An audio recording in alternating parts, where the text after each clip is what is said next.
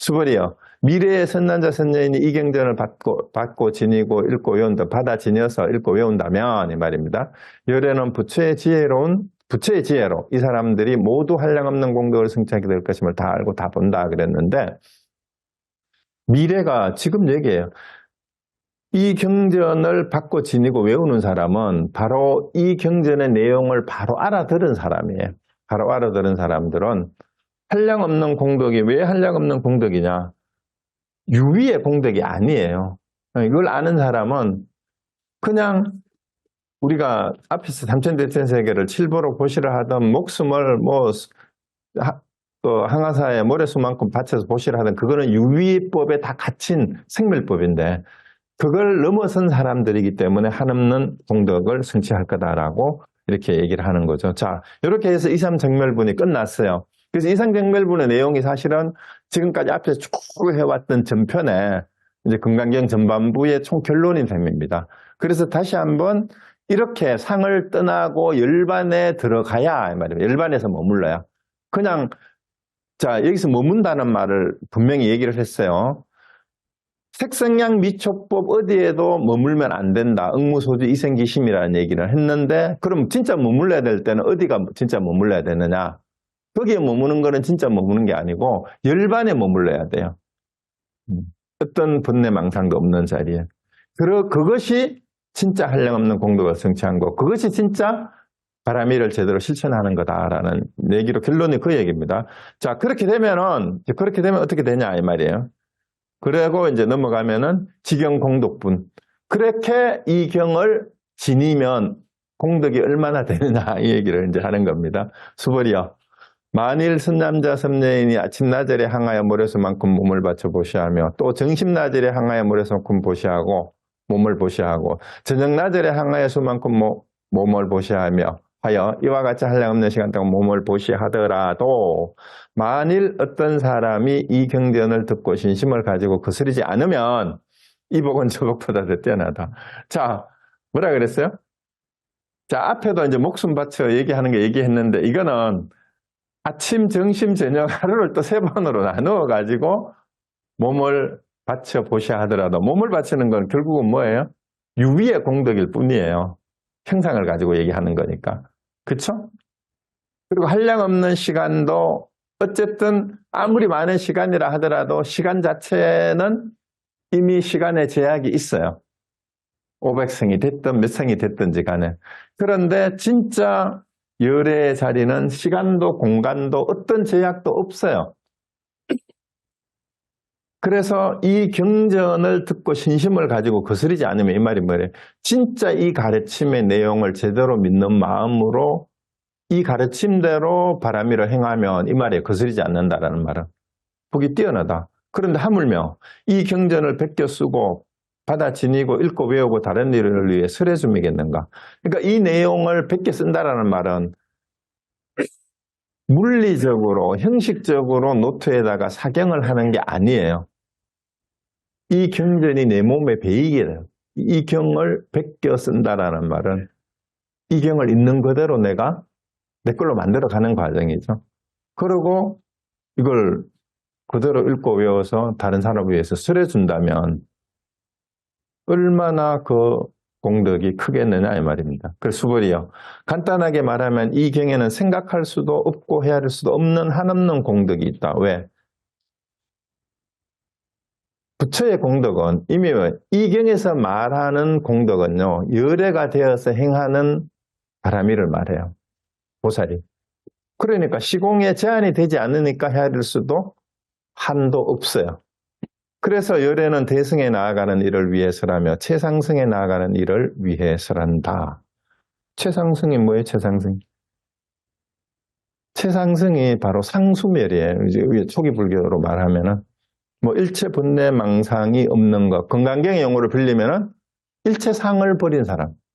일체 상이 없이 바라미를 실천하는 사람. 그게 최상승에 나아가는 애예요. 그게 대승이죠. 그래서 이제 극강경의 내용이 이렇게 대승과 최상승의 법문을 담고 있기 때문에 하루에도 항아사 수만큼, 모래수만큼 목숨을 바치는 공덕보다도 훨씬 뛰어나다. 근데 이 경전을 제대로 알고 그렇게 살아가면서 남에게 전해주는 그런 공덕은 얼마나 크겠느냐 이 말입니다. 그러니까 이제 금강경 사경회라는 모임이 있잖아요. 그러니까 이걸 베껴 쓰기만 해도 공덕이 있다라고 또 이렇게 받아들이는 거예요. 그러니까 열심히 사경 노트를 가지고 이제 사경을 합니다. 근데 그 물리적으로 노트를 뭐 10번 쓰고 100번 쓰고 그걸 얘기하는 거겠어요? 그러면은 또 거기에 떨어진대. 그러면은 이 말도 다시 뒤집을 수 있어야 돼. 경전을 베껴 쓰는 것은 경전을 베껴 쓰는 것이 아니기 때문에 경전을 베껴 쓴다고 말한다. 이렇게 할 수 있어야 돼. 그 어디 가서 또 베껴 쓴다고 내가 사경을 몇 번 했다라고 또 자랑질하고 있잖아. 그거는 금강경의 가르침하고 아무 관계가 없어요. 금강경을 몇 번을 외웠다, 뭐 3,000독을 했대요. 그거는 금강경을 외운 거예요, 외우지 않은 거예요? 금강경 외운 거 아니에요. 그건 금강경을 외운 게 아니단 말이에요. 또 이렇게 얘기하면은 그걸 금강경 외울 필요 없네. 그것도 아니에요. 그것도 아니란 말입니다. 네. 그래서 내 삶이 정말로 이 금강경의 가르침대로 매 순간 그렇게 사라져지는가? 그건 본인 스스로 돌아보면 알잖아요. 가슴 쓰는 거 보면은. 네. 자, 그 다음에 만일 어떤 사람이 이 경을 받아 지니고 읽고 외워 널리 사람들을 위해 설해 준다면 열에는 이 사람들이 헤아릴 수 없고 말할 수 없으며 한없고 생각할 수 없는 공덕을 설치한 것임을 다 알고 다 본다. 그렇잖아요. 근데 여러분은 금강경을 들으면서 한 사람에게라도 이 금강경의 내용을 전해줬어요? 노력은 하고 있습니까? 노력하고 있어요? 합니까? 안 합니까? 안 해요? 어떻게 해요? 일단 유의라도 액션을 취해야 돼. 어떻게 해야 돼? 유튜브에 올라오면 아는 사람한테 막 10번이고 100번이고 자꾸 보내면서도 나는 보낸 바가 없다라고 해. 근데 한 번도 안 하면은 안 한 거예요. 아니면은 이 줌에 같이 들어가 보자 라고 모셔와야지. 그리고 질문도 한번 해보자 하고 해야 됩니다. 또 그거를 하는 건 또 하는 게 아니라면서요. 또 이렇게 얘기하면 안 됩니다. 왜? 혼자 진짜 이제 우리 토요일 LA는 토요일이잖아요. 토요일 오후이고 한국은 일요일 아침인데 이 시간을 내서 이 줌 강의에 참석하는 것이 나에게 기쁨이 있다면 이 기쁨을 주변에 사랑하는 사람들에게 나눠줘야죠. 그렇죠? 그래서 그 공덕이 엄청나게 크다 그러잖아요. 그래서 이와 같은 사람들은 열의 가장 높고 바른 깨달음을 감당하게 될 것이다. 이게 안욕따라 삼박삼벌이에요. 그래서 이 금강경을 제대로 받아 지니고 읽고 외워서 남에게 전해주는 사람이라면 안욕따라 삼박삼벌이를 그걸 가질 수 있는 자격이 있는 사람이다 그러잖아요. 그걸 감당할 수 있는 사람이다. 그걸 감당할 수 있다. 이렇게. 왜냐하면 수벌이요. 소승법을 좋아하는 자가 자아가 있다는 견해, 윤회의 주체가 있다는 견해, 중생이 있다는 견해, 목숨이 있다는 견해에 집착한다면 이 경을 듣고 받아 읽고 외우며 다른 사람에게 설해주지 못하기 때문이다. 그렇죠. 우리가 왜 이제 그 초기 대승불교 운동가들이 소승을 굉장히 폄하하고 비하하는 그런 표현을 서슴지 않았느냐. 상을 떨쳐버리지 못했기 때문에 이 금강경의 이러한 가르침을 이해하지 못하는 소승의 비열한 무리라고까지 이제 하등의 열등한 무리까지 이런 식으로까지 이제 비판을 했어요. 근데 그 비판을 했던 이유가 뭐냐 하면 이제 수행을 한다면서 수행자 상을 이제 스님이라면서 중상을 가지고 있는 거예요. 얘기하면. 그러고 자꾸 중생과 분리를 하고 그 다음에 또 윤회의 주체를 자꾸 상정을 해가지고 자꾸 이제 이런저런 이론을 자꾸 내세워서 사람들 헷갈리게 만들고, 그러고 심지어는 부패하고 타락해가지고, 이제 힌두교에서, 브라만교에서 하던 제사장 역할을 또 하는 거야. 그러면서 보시받고 공양받고 하는 것을 일종의 직업처럼 요즘 뭐 기복신앙화 해버리는 이런 모든 것들이 사실은 소승의 무리가 하는 소승의 무리가. 그래서 이 경전을 제대로 이해를 못하고 아상을 가지고 있다면, 그러니까 결국은 윤회한다라고 가르치는 것도 소승의 견해에 집착하는 거예요. 지난번에 우리 뭐 한번 이게 어떤 신문 광고 보고 오셨는지 스님이라면서 한 분 오셨잖아요. 윤회에 대해서 본문을 한대. 윤회가 가르친다고. 그러면 안 되죠. 윤회를 벗어나는 법을 가르쳐야지. 그래서 이 금강경의 내용이 이제 수보리한테 부탁하는 게 그거예요. 수보리요. 이 경전이 있는 곳곳마다 모든 세상의 천신과 인간 아수라들에게 공양을 받을 것이다. 이곳이 바로 탑이 되어 모두가 공경하고 예배하고 돌면서 그곳에 여러 가지 꽃과 향을 뿌릴 것임을 알아야 한다. 자, 경전이 있는 곳, 이곳. 그게 어딥니까? 경전이 있는 곳이 어디예요? 자, 금강경이 꽂혀져 있는 책꽂이예요? 이 경전이 있는 곳곳마다. 그럼 여러분들은 또 이제 공부를 하신 분은 지금 여기죠. 그러겠죠. 그거는 이론은 맞는 것 같지만 지금 여기도 아니에요. 여러분 한마디로 대답을 해볼 수 있어야 돼요. 이 경전이 있는 곳이 어딥니까? 답을 한번 해보세요. 어디예요? 정확하게 얘기를 해야 돼요. 정확하게. 이 경전이 있는 곳은 지금까지 설명한 걸로 말하면은 금강경의 진짜 가르침이 제대로 설해지고 그것을 받아서 이해하고 있는 곳이에요. 그런 사람들이 있는 자리. 그래서 여러분들이 제가 얘기하고 여러분들이 이제 이 금강경의 실제 내용을 제대로 이해하고 있다면 여기가 바로 모든 세상의 천신과 인간 아수라들에게 공양받을 자리예요.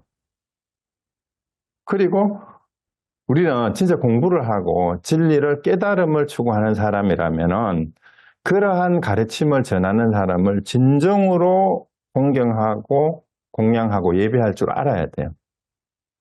그렇지 못하면은 암만심을 가지는 게 되는 거죠. 그래서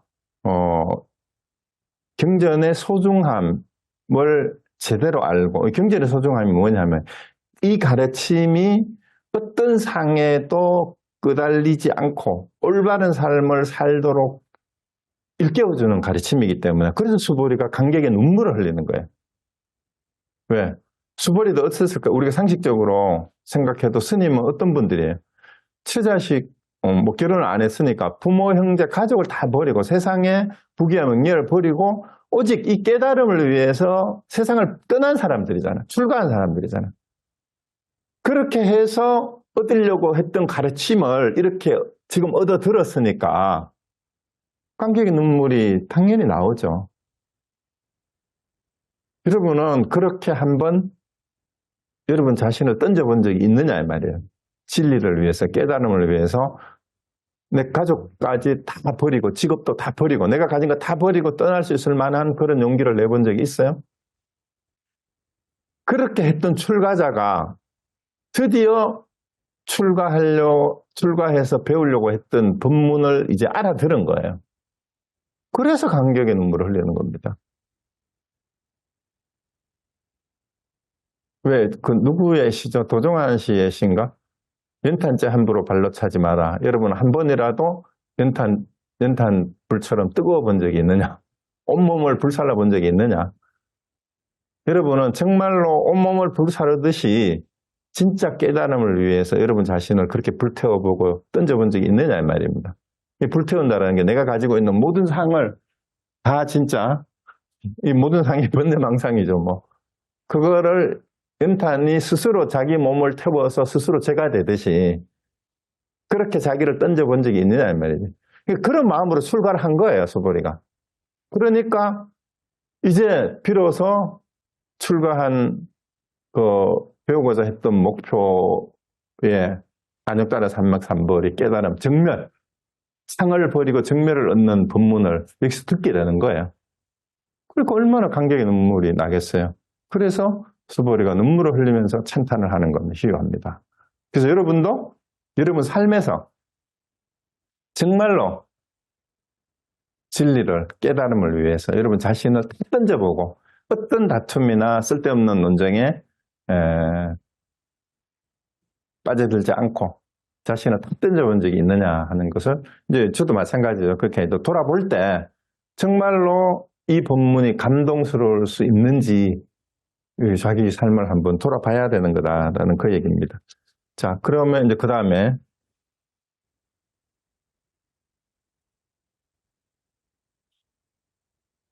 자, 이제 16장이에요. 능정업장분, 업장을 밝히는 내용이에요. 업장을 밝히는 공덕이. 자, 어떤 거냐.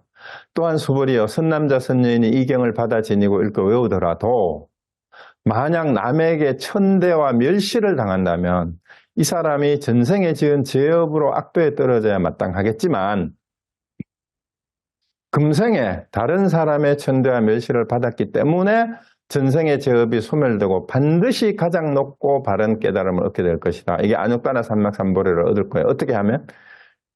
이 경을 받아 지니고 읽고 외우면 비록 지금 천대와 멸시를 당하더라도 반드시 어떻게 돼요?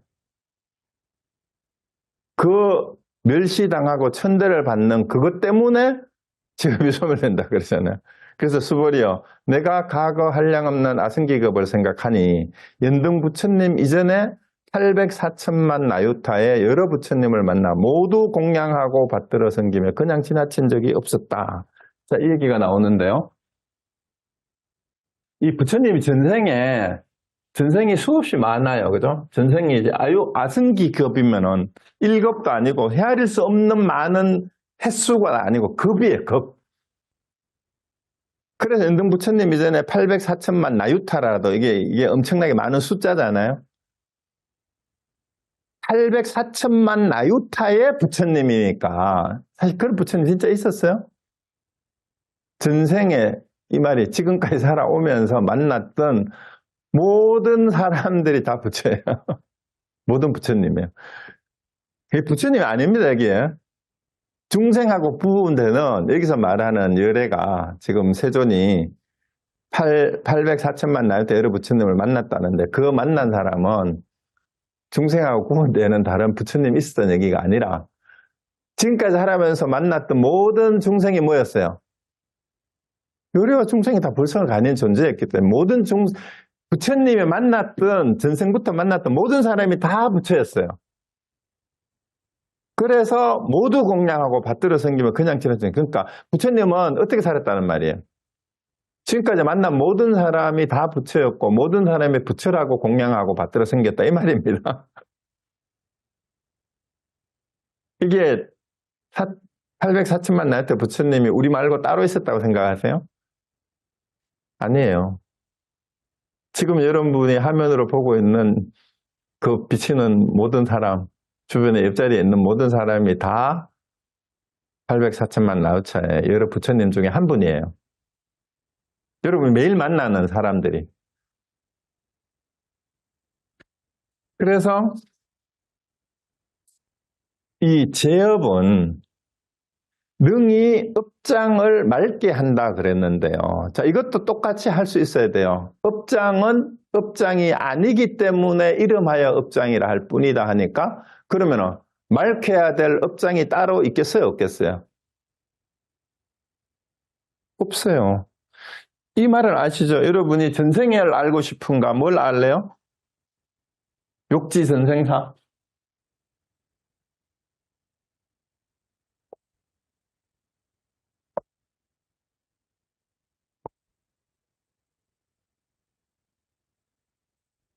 그러면은 뭘 하래요?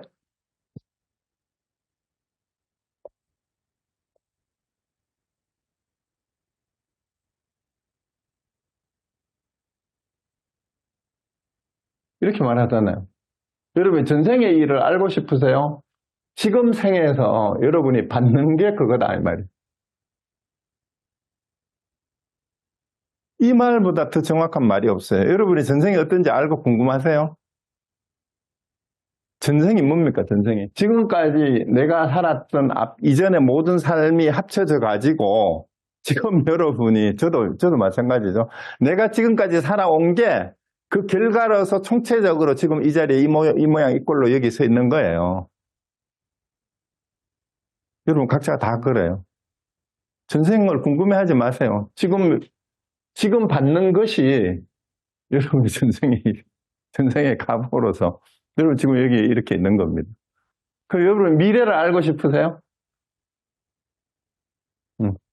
욕지, 내생사. 여러분이 다가오는 미래의 일을 알고 싶습니까? 그럼 뭘 하래요? 지금 생에, 지금 살면서 짓고 있는 거. 지금 여러분이 하고 있는 일 뻔하죠. 여러분이 어떻게 될지. 지금 하고 있는 일이, 지금 말하고 행동하는 짓이 그게 바로 여러분의 미래의 일이다 이 말입니다. 그럼 이게 두 개가 결국 뭐예요? 중요한 지금 여기서 여러분이 생각하고 말하고 행동하고 살아가는 모습이 전생의 모습이고 내생의 모습이지 달리 다를 게 없어요. 그래서 지금 여기라고 하는 거예요. 그러니까 뭐예요?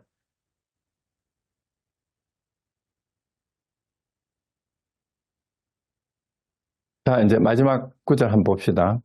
업장을 어떻게 다스려야 되나? 만약 어떤 사람이 나중에 말세의 이경을 받아 지니고 읽고 외워서 얻을 수 있는 공덕에 비하면 내가 여러 부처님께 공양한 공덕은 백에 하나에도 미치지 못하고 천만 억분 나아가 어떤 셈이나 비유로도 미치지 못한다. 자, 여기 이 말이 진짜 중요해요. 만약에 나중에 말세의 이 금강경을 받아 지니고 읽고 외워서 얻을 수 있는 공덕에 비하면 자, 부처님은 어떻게 했대요? 앞에서 뭐라고 했어요? 한량 없는 아승기 급동안 800~4천만 나유타의 여러 부처님을 만나 모두 공양하고 모두 받들었단 말이에요. 그런데도 그거는 어디에도 미치지 못한대요. 이 경을 밟고 지니고 외워서 얻을 수 있는 공덕에 1000만억 분의 1도 미치지 못한다. 그렇게 공양한 거지. 왜? 이 말은 또 왜 그래요? 난 이렇게 공양했다라고 얘기했는데 내가 공양했다라는 상이 있으면 또 안 돼요. 공양할 게 원래 없어요. 그래서 그것을 안다면 그 공덕보다 훨씬 몇천억 분배보다 더 크다 이 말입니다. 수보리여 만일 선난자 선녀인이 나중 말세에 이경을 받아 지니고 읽고 외워서 얻는 공덕을 내가 자세히 말한다면 아마도 듣는 사람들은 마음이 어지러워 의심하고 믿지 않을 것이다. 공덕이 얼마나 많은지 말로 할 수가 없다라는 거예요. 수보리여 이경은 뜻이 불가사의하며 그 가보도 불가사의함을 알아야 한다. 그러니까 이런 말을 또 말 그대로 쭉 아까 얘기했듯이 뭘 해요? 그러니까 금강경을 사경만 하고 맨날 독송만 하면은 금강경 독송에 금강경 사경에 이런 게 있어가지고 이거를 사경을 하고 외우고 하면은 한량 없는 공덕을 받는다 했어요. 하고 이거를 또 금강경을 독송을 하라고 하고 사경을 하라고 시키는 게 기복신앙화 돼버려. 이게 너무 웃기잖아요. 그죠? 이 경을 지니고 베끼고 외우면 공덕이 말할 수 없이 크다. 이러니까 금강경만 외우고 베끼고 쓰면 다 된다. 또 이렇게 얘기하면서 금강경을 또 사경을 하라고 그러고 독송을 하라 그러는데 그게 그 말이겠어요? 그게 그 말이겠냐고. 자, 일단 여기서 한번 총 정리를 한번 합시다. 우리가 앞에서 계속 얘기한 게 색성량 미촉법에 머물러서 혹은 집착해서 보시하지 말아라. 이 얘기가 나왔고 사상에 끄달려서 사상을 가지고 뭘 하지 말아라. 핵심이 그거예요. 사상을 가지고 있으면 안 된다.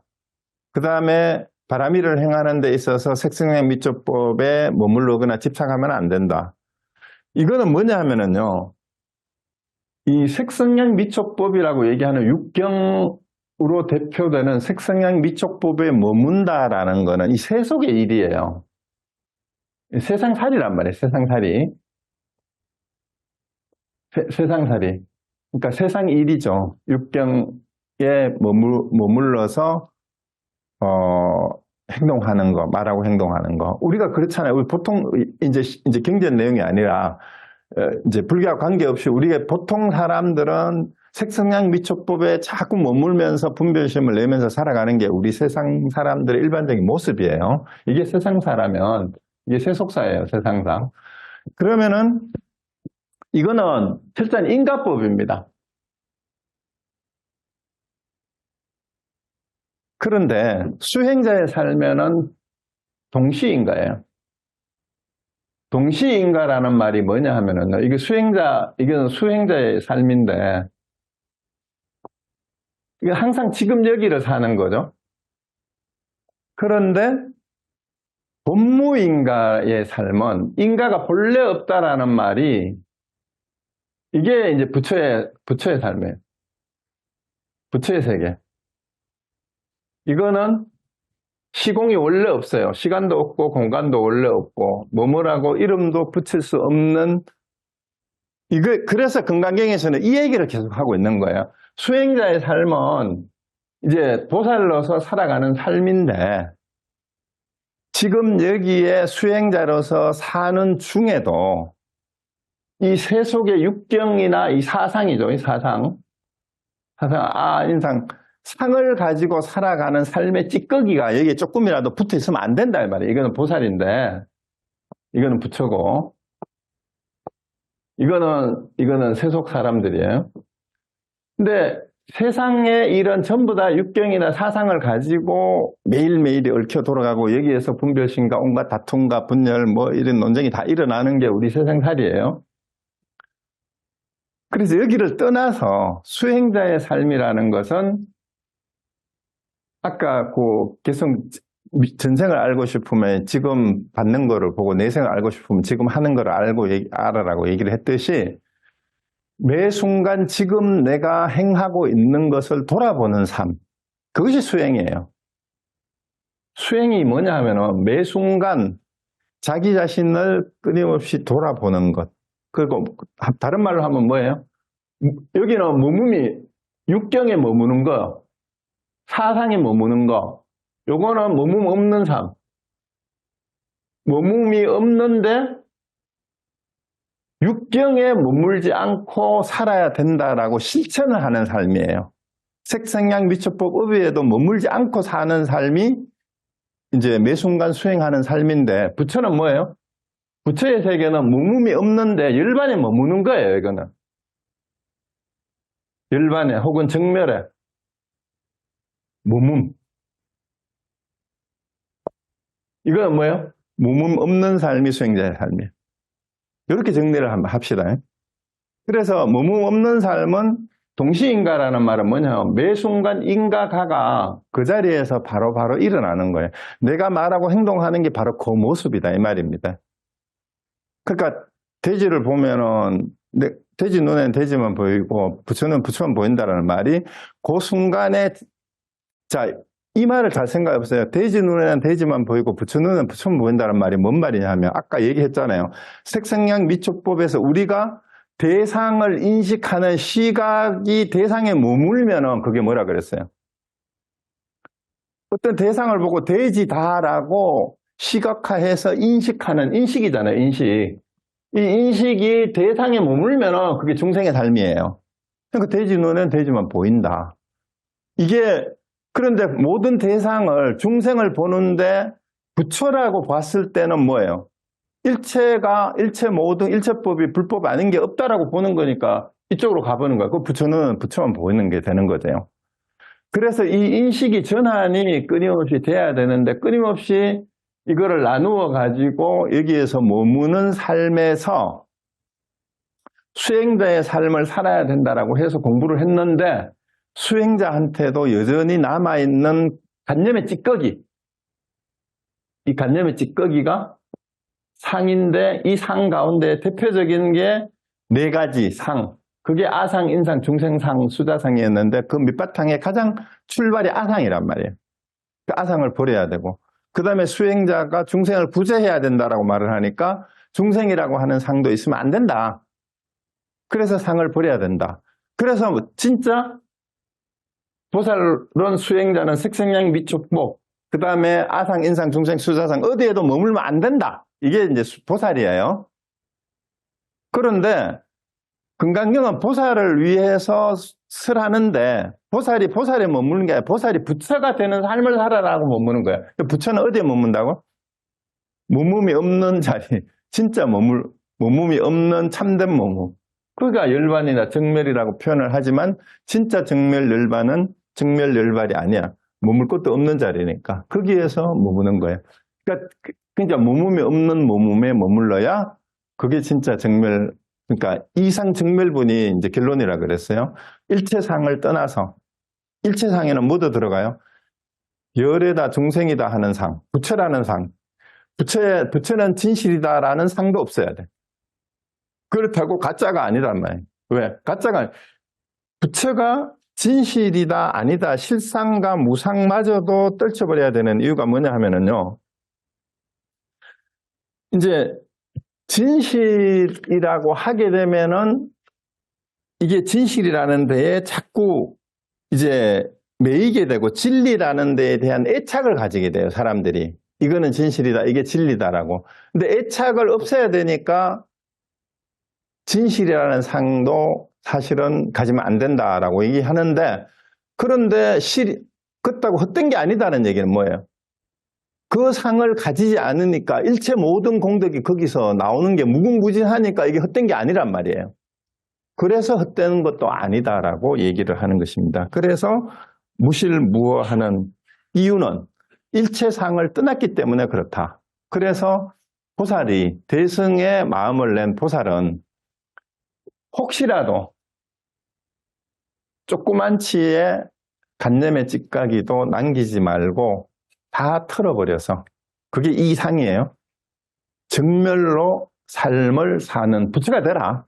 그렇게 살아야 진정한 금강반야밀의 가르침이 바로 여러분 삶 속에서 이 금강경을 받아 지니고 외우고 전하는 삶이 된다 이 말입니다. 형식적으로 금강경에 이거를 뺏기고 쓴다고 되는 거 아니에요. 왜? 구마라집바 번역, 현장의 번역, 이제 산스크리트, 그 다음에 그 뒤에 많은 사람들이 번역한 게 좀 다르잖아요. 그럼 어느 걸 이렇게 써야 진짜 선생님 잘못된 것도 있는데. 그런 게 아니라 이 말이에요.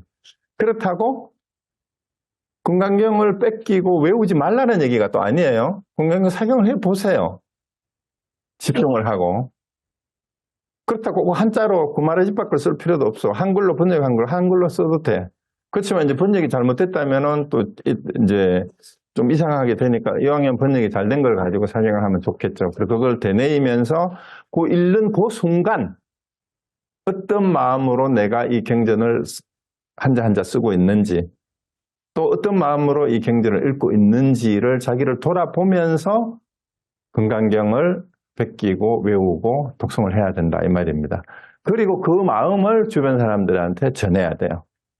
그랬을 때 감동이 전해지는 거고, 수보리 같이 강경에 눈물을 흘리는 사람들이 찬탄을 하는 것을 여러분들이 같이 들을 수 있다 이 말입니다. 그런데 내가 아무런 감동도 없고 내가 찬탄이 안 나오는데 그걸 제대로 전해줄 수 있겠어요? 안 되죠. 그래서 먼저 이 금강경의 내용이 정말 내한테 확실히 와닿을 수 있도록 자기 걸 만드세요. 그래서 그렇게 살아가는 데에서 여러분의 삶에서 저절로 그것이 느껴질 때 주변에 그걸 통해서 감동을 받고 찬탄하는 사람이 다시 생길 수도 있습니다. 자, 일단 여기까지가 사실 전반부, 금강경 전반부가 한번 끝난 셈이에요. 그럼 다음에 이제 17장에 가면은 질문이 다시 나와요. 대승의 보살의 마음을 낸 보살은 어떻게 머물며 어떻게 살아야 합니까? 라는 얘기가 나옵니다. 자, 다음에 또 뵙도록 하겠습니다. 마치겠습니다.